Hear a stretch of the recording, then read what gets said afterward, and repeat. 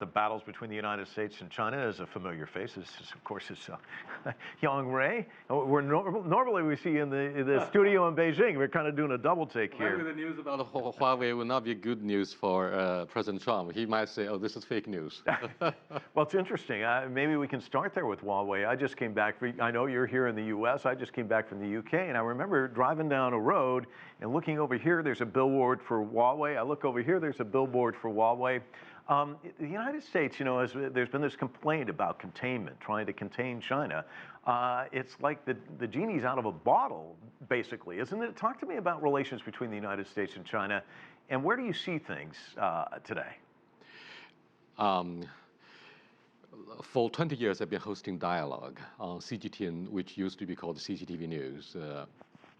Our opening up and reform actually coincided with the normalization of the relationship with the United States during the Carter administration back in 1979. And by the way, his birthday happens to be October the 1st, the National Day of the People's Republic of China. Mm-hmm. So almost on all aspects of life for the middle class, for ordinary Chinese folks, you mentioned it. Great changes have taken place. Most of the things are more or less related to our opening up. And the United States of America was the major power that helped China open up, and especially student exchange programs. We benefited so much from the education, so much from the products, flow of products and services. So most of the time on my program, I've been talking about the changes in our life, and this has a lot to do with the United States. I have a great respect for the United States. Many politicians in the DC accuse China of showing little sign of gratitude. That's wrong. However, we have red lines that should not be crossed when it comes to sovereignties, core stakes of our national interest. Let me ask you about how things have changed under the Trump administration, because the tensions, as we know, are definitely there. There's talk of perhaps a deal being worked out between these two countries, but it seems like, you know, things have kind of gone sort of like this, but now, in many respects, you see kind of a negative tone here in Washington towards China. Is that being felt in Beijing? Mike, one important mission for me to come over all the way from Beijing to, first of all, New York, Philadelphia, and the DC, is to talk to the think tanks and China hands from universities in New York, Wharton, Pennsylvania, and here. Now, I got this rough impression that these guys, the scholars of U.S.-China relationship, are no longer as confident as before. They seek to reassess, redefine the relationship, the most consequential relationship. And I see lack of confidence, and that it seems this relationship is based on fears. They are afraid of Huawei, 5G, BRI. They are afraid of changing the lifestyle and the values of the United States. It's no longer the United States that I'm familiar with. And that's a big surprise. It's a shock. So I start to think seriously about why. Exactly 20 years ago, when I first started hosting this program, which used to be called Sunday Topics, it's a weekly program. The very first edition of my program was about the U.S.-China relationship. And I asked Professor Yan from Tsinghua University, he's the Chinese equivalent of Ernst Haemmel, the super hawk, by the way.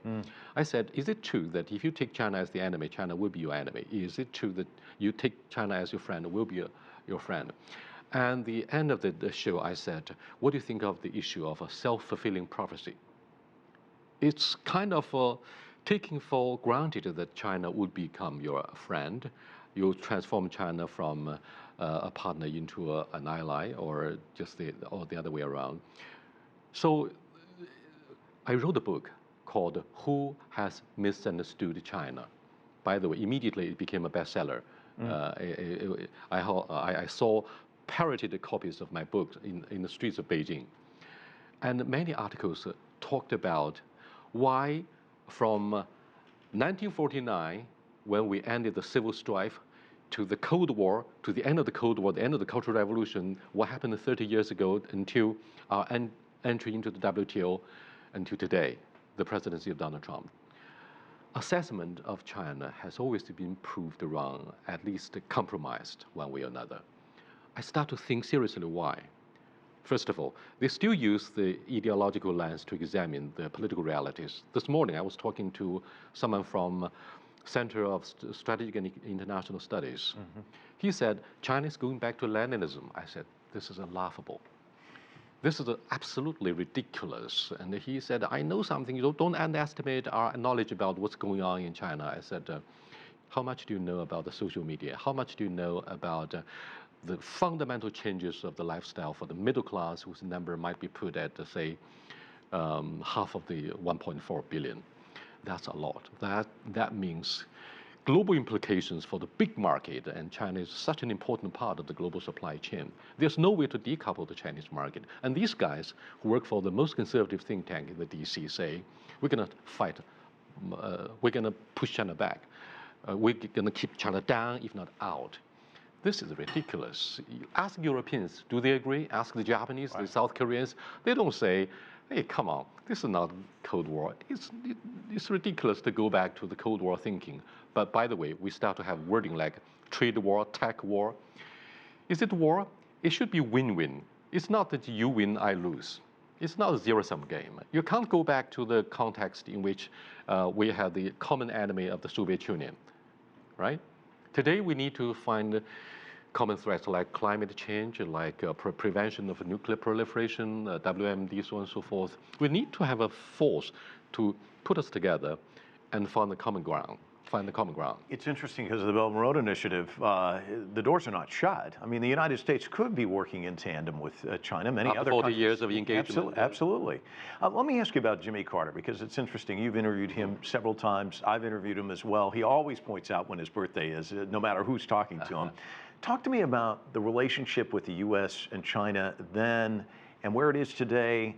And recently, Donald Trump did talk to Jimmy Carter, and Carter had a couple of questions for Trump. He's still fully engaged when it comes to China, isn't he?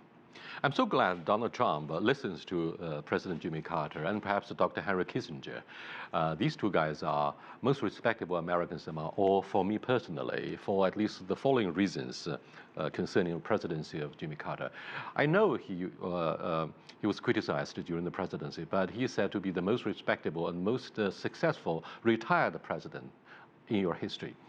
He did the following things that really changed the image of his being the commander-in-chief of the White House. First of all, he went to North Korea twice. He went to Haiti to avert an invasion that could cost the lives of innocent people. He went to Bosnia. He did many things as a special envoy to really deliver the message of peacemaking. So he also wrote a book about the peace process between Palestinians and Israelis. Right. And for that, he angered some of the employees who worked for the Carter Center. Yeah. He said so during 3 interviews with me, not only just focus on Middle East Peace Conference. So this man has really changed my perception about why the United States is great. Oh, by the way, this afternoon I interviewed someone who worked with Oliver Stone, the movie director, and produced some documentaries about why it's wrong to have interventionism, to have military adventures. He's so critical of the United States. By the end of the interview, instead of, having a man who, why he narrowly escaped from FBI, CIA, or Homeland Security, I thought this guy who has the guts and who has been able to survive the FBI reinforced my perception about the soft power of the United States. He's not thrown behind the bars for independent and critical thinking. Right. Yang Rui, we got a little dialogue in here. Thanks so much for joining us. Thank you, Pleasant Mike. trip back to China. It's a great honor to be here. We'll see you on TV.